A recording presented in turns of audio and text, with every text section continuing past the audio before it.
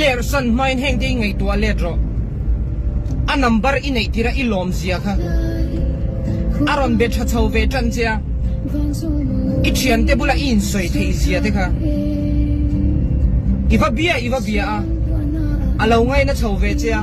aron du chau ve chia I hlim zia kha ti chuan kalsan le dei itumamo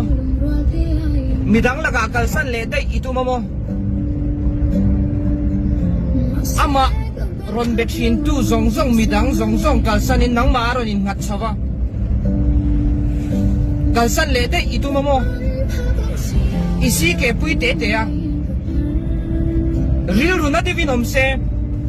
anun po boy vek khopinom se tun ma ani na po phak to lo tur khop hial pon om se poi ti nai nei lo va me